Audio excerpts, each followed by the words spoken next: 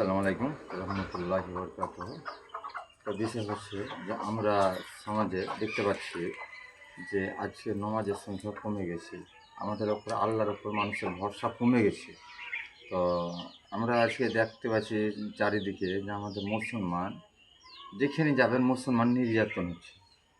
আপনারা হয়তো দেখতে পাচ্ছেন কোন কোন জায়গার মুসলমান নির্যাতন হচ্ছে, যেমন ফিলিস্তিন বা আফগানিস্তান বা তোমার আরও সিরিয়া, লেবানন, হ্যাঁ, তারপর ফিলিস্তিন, এসব জায়গাতে ইরাক, হ্যাঁ, এসব জায়গাতে সব জায়গাতে আজকে মুসলমান নির্যাতন হচ্ছে।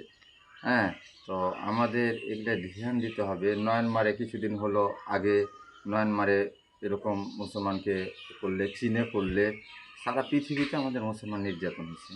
হ্যাঁ, তো আমরাকে আবার এখন দেখা যাচ্ছে যে সুদানে শুরু হয়ে গেছে। হ্যাঁ, এই কিছুদিন থেকে সুদানে ফিলিস্তিনের মতন শুরু হয়ে গেছে। তো আমাদেরকে একটা ইয়ে করতে হবে যে আমাদের রক্ষাকারী আল্লাহ। তাহলে আমাদের রক্ষাকারী আল্লাহ, আমাদের কাছে খেয়াল করতে হবে যে আল্লাহ তাআলার কাছে আমরা দোয়া চাইতে হবে যে আল্লাহ তুমি তাদেরকে, আমার ভাইদেরকে রক্ষা করো আল্লাহ, তুমি তো রহম, তুমি তো রাহিম, তুমি তো দয়ালু, তুমি দয়া সাগর আল্লাহ। আমার ভাইগালা যেভাবে নির্যাতন হচ্ছে, আমার ভাইগালা যে আজকে অসহায় হচ্ছে, তো আমরা তার আল্লাহ তাআলার কাছে দোয়া চাহাবো। আমরা তো নমাজই পড়তে জানি, কী করে দোয়া চাহাবো? তো আমাদের একটাই হিসাব করতে হবে যে আজকে আমার ভাইয়েরা নির্যাতন হচ্ছে আর আমরা গুরুত্ব দিচ্ছি না। আজকে আমরা যদি এরকম হয়, আবার বিশেষ করে আবার আজকে কালকে আমরাকে নির্যাতন হতে হবে। তাইলে আমরা বলছি যে ওর হলে আমার কি, ওর হচ্ছে আমার তো লয়, কিন্তু কালকে আপনার হবে না, এর কোনো মানে আছে কি? আমরাকে এগুলো খেয়াল দিতে হবে। আজকে মানুষকে যদি ১০০টার ভিতরে মানুষকে ৯৯টাই মানুষ সূরা রহমানটা জিজ্ঞাসা করে, ৯৯টা মানুষ পারবে না। বলেন কেন? আমার জানা আছে। তার কারণ আমরা এই মুসলমান।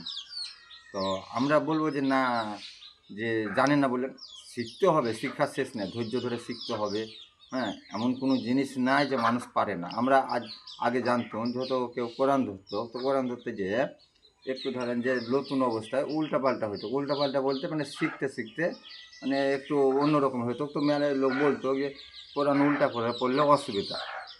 আল্লাহ নিজে বলছে যে যে ব্যক্তি কোরআন পড়া জানে ও এক নেকি পাবে, আর যে কোরআন পড়া শিখে, তো ও শিখতে যায় যদি ভুল হয় বা টেরা ব্যাখ্যা করেও যদি পড়ে, তো যদি শিখতে চায়, তোকে আমি ওর ডবল নেকি দেবো, ২ নেকি দেবো। মানে ওকে ১০০ নেকি দিলে একে ২০০ নেকি দেবো। তাহলে আমরা কি একটা খেয়াল করতে হবে সবসময় যে আমাদের শিক্ষার বয়স নাই, আমরা যে কোনো মুহূর্তে শিখতে পারি। ওটা আমাদের মা বাবার অভাব ছিল, শিখাইতে পারিনি, তো আমরা কি এখনও শিখতে পারি?